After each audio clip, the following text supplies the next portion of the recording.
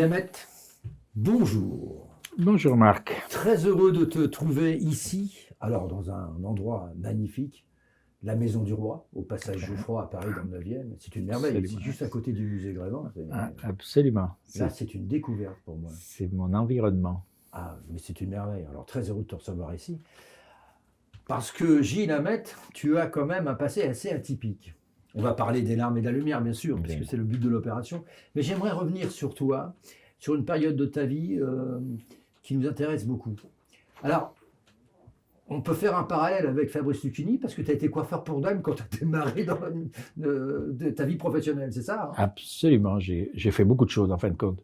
J'ai commencé par être coiffeur professionnel. J'ai été croupier dans un cercle de jeu. J'ai fini restaurateur dans un restaurant à Orange. Et puis ensuite, je suis remonté sur Paris pour le théâtre Grévin. C'est cela. D'où là, toute. Alors là, c'est la période artistique. Là, c'est la période voilà, artistique. La période de cabaret, en fait. Cabaret, voilà. Alors, Cabaret. C'était quel genre de cabaret? Cabaret, c'était, comment dirais-je, c'était du transformiste, Oui. mais avec une écriture. J'avais écrit, c'était plus un spectacle, si tu veux. En fait. Voilà, ça ressemblait à ça que le traditionnel travesti de cabaret. Parce que ça a duré quelques années. Ça a duré quelques années, et ce qui m'a permis, ça m'a fait partir en Turquie, où j'ai vécu 9 ans.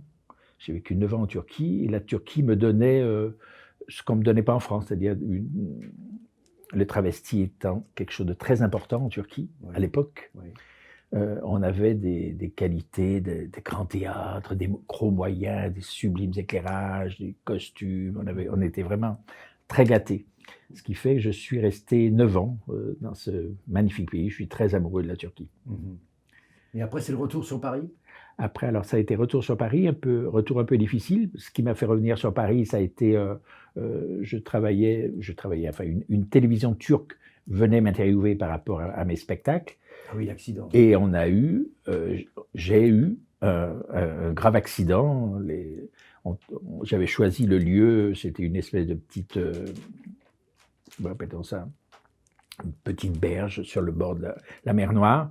Et j'avais vu de loin, sans aller visionner vraiment l'endroit. Et quand on a tourné, il est arrivé un moment où une vague m'a submergé. Et dans la seconde qui a suivi, la deuxième vague m'a propulsé en bas, 4 mètres plus bas, sur le béton, plat d'eau, coma, intransportable. Il a fallu l'hôpital américain pendant 8 jours. Ah oui. Et après, je suis rentré en France où on m'a soigné. Et là, ça a été le début d'une longue période, parce que bon, j'ai pris 30 kilos, j'ai été opéré, mais je marchais avec une canne, donc le moral était au plus bas. Bien sûr. J'ai eu la chance d'être très soutenu par ma marraine Nina Renaud et beaucoup d'artistes, ce qui m'a permis de tenir le coup, et jusqu'au jour où est arrivé dans ma tête ce projet, cette pièce, cet écrit d'abord, ce texte qui s'appelle Entre larmes et lumière. Ça s'est passé en Arménie lors d'un voyage familial.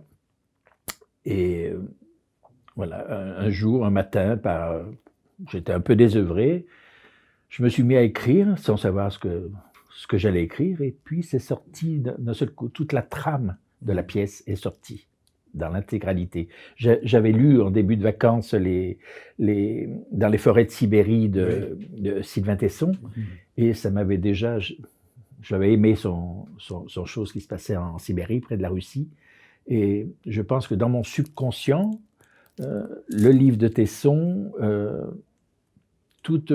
comment dirais-je, j'ai été élevé par une maman qui était très littéraire et qui m'a fait connaître toute la littérature russe, qui m'a fait faire de la danse classique. Tout enfant, c'est une passion. Je suis resté passionné du ballet. Et pour moi, écrire sur la danse, ça voulait dire, la danse, pour moi, c'est la Russie. Ça va ensemble. La danse a été créée en Russie. Donc, mon texte, mon livre, mon imagination m'a entraîné là-bas, et c'est là-bas que j'ai créé puisque c'est une véritable création, m'a emmené à écrire ce texte sur la danse classique qui se passe à Yalta en 1835.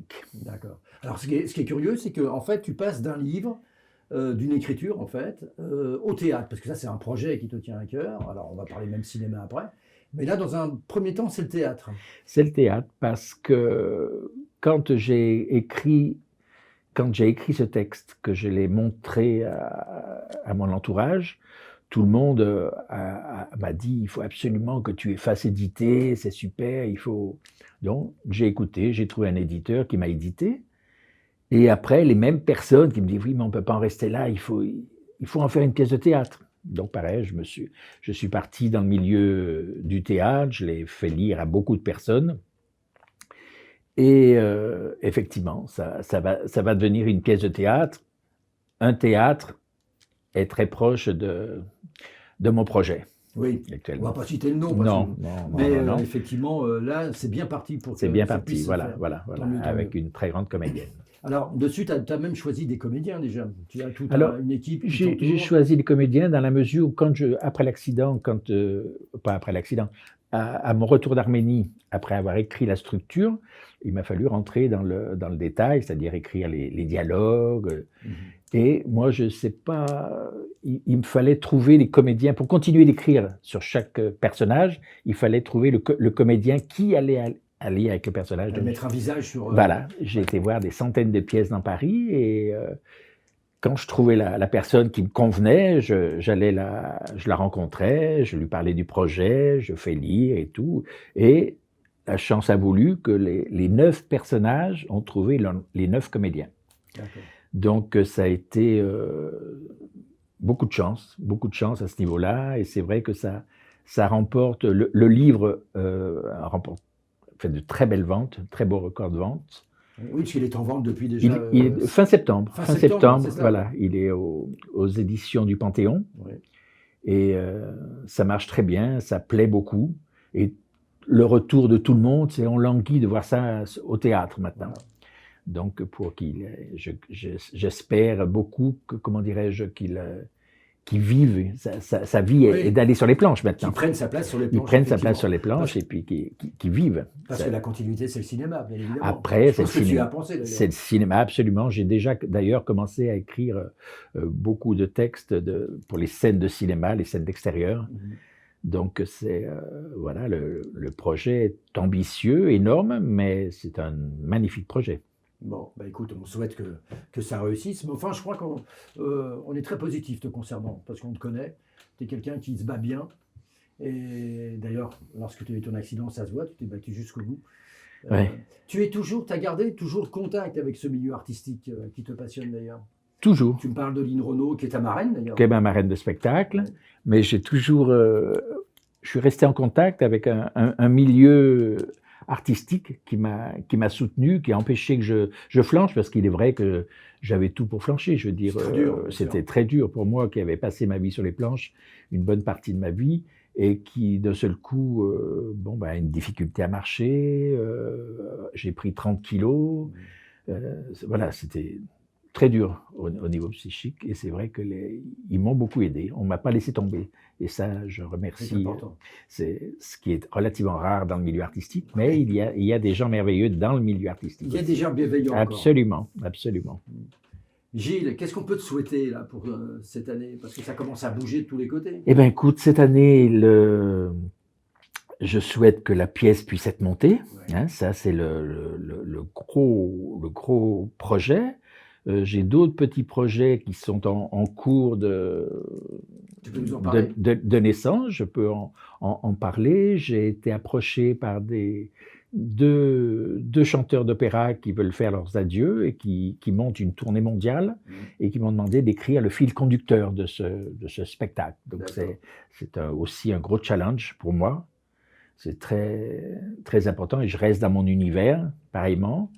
Et j'ai écrit la structure d'un film que j'aimerais américain, qui est une grosse, comment dire, une passion amoureuse autour de la maladie d'Alzheimer. Ah oui. Donc, c'est quelque chose de très... Vaste sujet, ça. Voilà, vaste sujet. d'actualité, Donc, ça. toute ma structure est écrite.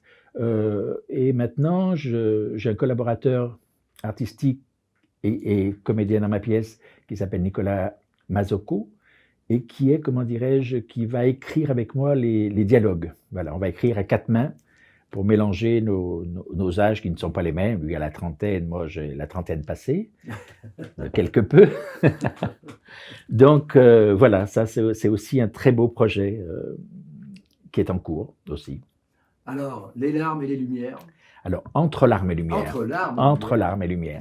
Voilà, que je vous conseille parce que je sais qu'à l'intérieur de cette histoire, il y a tout Gilles Hammet dedans.